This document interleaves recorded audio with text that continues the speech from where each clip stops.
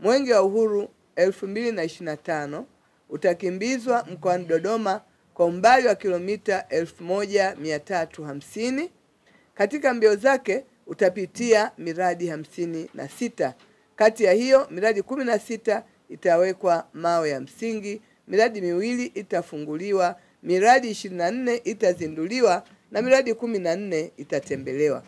Miradi yote kwa ujumla wake ina thamani ya fedha za Kitanzania shilingi bilioni 61,105,715. Katika mchanganuo ufuatao: fedha kutoka serikali kuu bilioni 39,358, fedha kutoka halmashauri bilioni 3,615,000, fedha kutoka kwa wafadhili bilioni 5,997,000 na fedha zilizochangiwa na nguvu za wananchi ni bilioni 12,133,000.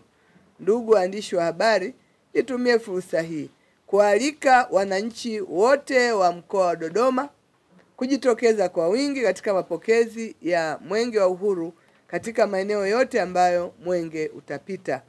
Hii ni fursa nzuri kwetu ya kuonyesha umoja wetu, kutangaza maendeleo yanayoendelea katika mkoa wetu na kazi kubwa ambayo imefanywa katika mkoa wetu kwa serikali ya Jamhuri ya Muungano wa Tanzania.